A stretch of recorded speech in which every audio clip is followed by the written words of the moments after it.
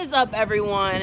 It is me again, and I am going to be talking about all the things that I learned during my first year of college. A lot more things that I didn't know were going to happened. I learned so many different things. I didn't realize how important some things are. So I'm just about to get started. It is very important to get involved on campus, and like wherever you go to school, there's gonna be a ton of things for you to get involved with. Our school has over 300 organizations and clubs and different things that you can get a part of. It can be volunteer service, just something for fun, something where you just go and eat pizza once a week and play video games with people. There's all types of different clubs, and it is very important for you to get involved in them, even if it's things that you might not think are really related to what you're trying to do. For example, for me, I am a College of Arts and Science major, which means that I am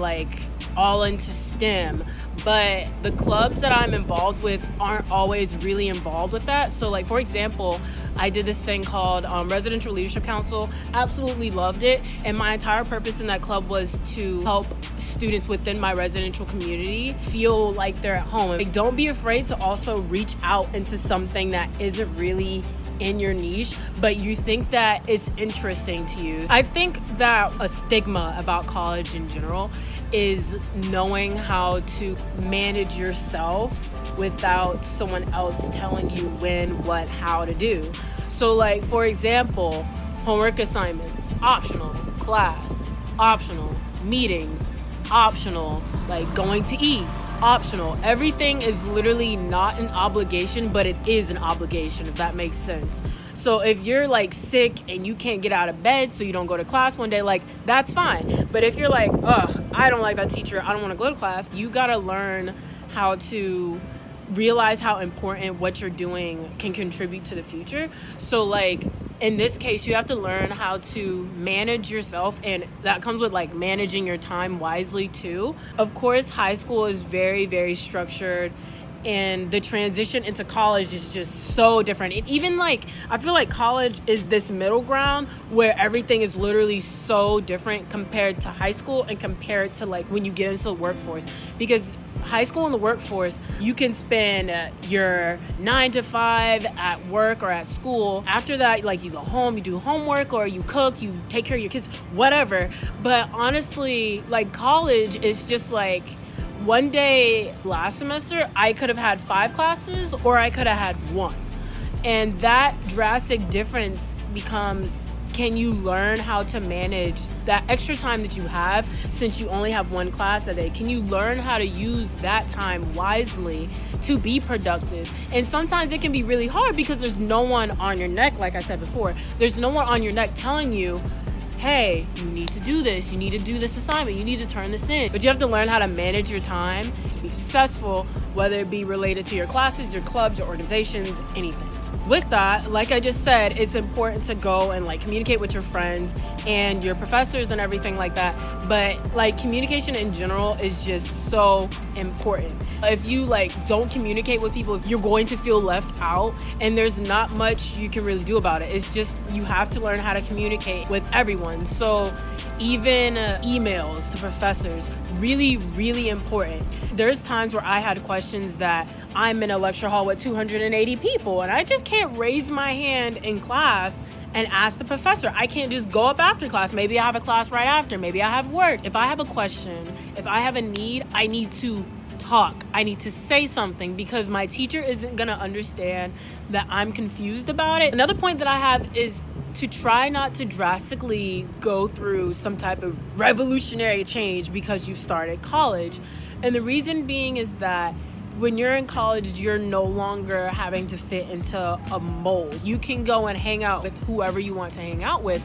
So don't try and think that oh, I'm in college now, I need to be bad and bougie, I need to change what I wear, I need to change how I look. That's you not showing who you really are, and that can really hurt you in the long run. It's very important to also understand and recognize the things that you love to do when you were in high school, they don't really change. So me, for example, I really loved basketball, but I stopped playing basketball my sophomore year of high school. There's all these certain things that I really like to do, and then I went to college and I stopped doing them.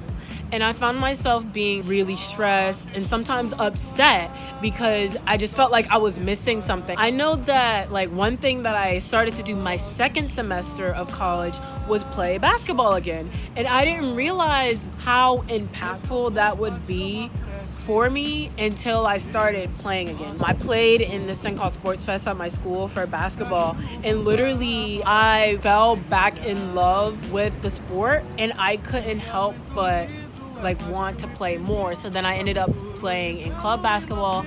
I ended up also doing IM or intramurals. I could tell that in comparison to my first semester, since I didn't play basketball, I could clearly see the difference between me, my happiness then, and my happiness towards the end of my second semester.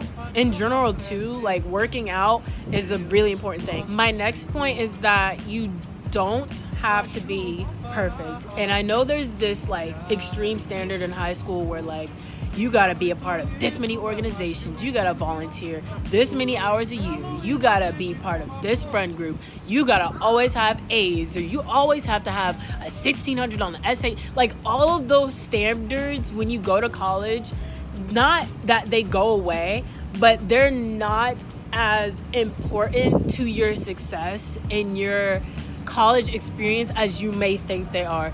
The idea of perfection in grades to me is not gone. Of course, I'm gonna keep continuing to work hard at my classes, and as long as I put all of my effort into a class, no matter what the grade is, I'm gonna be happy. I know that for a while I thought like I need to have a 4.0, I need to have straight A's. If I have an A minus, B plus, all that, like no, that's not acceptable. And then I kind of started to realize, like I had a friend that was a senior. That's another point. Make friends with upperclassmen because they are like literally, they tell you things that like your teachers aren't going to tell you. They tell you things that rate my professor isn't going to tell you, and they're real down to earth with you. Like they're not going to sugarcoat it because they've been there. Back to what I was saying. If I put all my effort into something or a class and it wasn't like something that I got, like it was nobody's business, at the end of the day I did the most I could, and it's not going to deter what my plans are for the future. So I'm not saying go out and like up straight C's, like we love that. No. I'm saying that if you don't do as well in a class as you think you are, if you're like having a hard time, don't try and be perfect. There's literally no reason to. In fact, if you're going to grad school, medical school, dentistry, you're going to law, you're going anywhere else after undergrad, they do not care to have people that have 4.0s because it means that you didn't do anything except straight books. It's hard. You're gonna run into some hard teachers, some hard classes, and you're not gonna know what to do, and you're gonna end up with a B plus, and you're just gonna have to shrug your shoulders, keep your head high, and keep on trucking, because you can't let some grade like that hold you back from what you're trying to do. Don't try and be perfect. There is nobody, not even like if you're like, your parents are gonna applaud you no matter how well you do in school, as long as you're like not doing bad. There's just no reason to be perfect. I don't know how much I could stress that, and that's really hard to learn for honestly everyone, especially if you went to high school in America, period, because everything is about perfection and being like that perfect molded student. Another point I want to make, and it's going to be a kind of quick point, is that it's really important to pay attention to your mental health. College is a big step. There's a lot of new things. There's a lot of things that don't really change, but those new things can be very overwhelming and they can affect your mental health. And I know that like my school offers a counseling service. Utilize it. If your school has it, utilize it. If you have good friends that you can talk to them, because it's really important to not just like push your feelings off, because there's a lot of things that weigh down on you when you're in college. Like, oh man, like I really feel down about this test, I'll just push it off. Like, no, if you're down about that test, talk to someone, because more than likely someone else, whether it's a freshman or a senior, someone else has been through that, going through that. Wow, I thought I did well on that test, but I actually really didn't. You have to realize that everyone is going through that. I bombed this test, like I don't know what to do, like should I just drop the class? Like, you can talk to someone and they will literally relate to you, because everyone has been there. And of course you're going to make your decision how you want to make your decision, but it's really good to talk to someone and make sure that you're, like, even your family, because I know I went away from my family. I can't see my family every day unless I call them, right? It's really important to keep talking to my family members. And I know people that go off to college and don't. They just don't talk to their family members. I think that's insane. My mother's my best friend. I literally can't go a day without just at least texting her. Your good friends, your family, the people that you know you can depend on, they're still going to be there for you even though you're gone. This one is a really big deal that I find myself and almost everyone else doing, and it's the fact of comparing yourself to others. Don't do it. It's not worth it. You're not that person. Like, I know, like, to me, it's still kind of difficult to comprehend that, which I know is weird. Like, I'm not that person. Clearly, I'm not that person. I'm me. Don't try and compare yourself to other people, especially on social media. Because when you're trying to compare yourself to other people and you're like, oh man, like this person got this grade on this test, I didn't do so well, like what am I doing wrong? What is there something wrong with me? There's no reason to be thinking that, mainly because a lot of the times other people, if they're good at something else, they're good at something else. You're not going to be good at the same things that the person next to you are really good at. So you have to recognize that you're not that person. You are yourself. You have to realize what things that you love, what things that you have come across that you are good at, what things that like really inspire you and make you want to work for it. Those things are your things. Those aren't someone else's things. That's where you, like, just don't compare yourself. It's not worth it. It's really bad on social media, especially.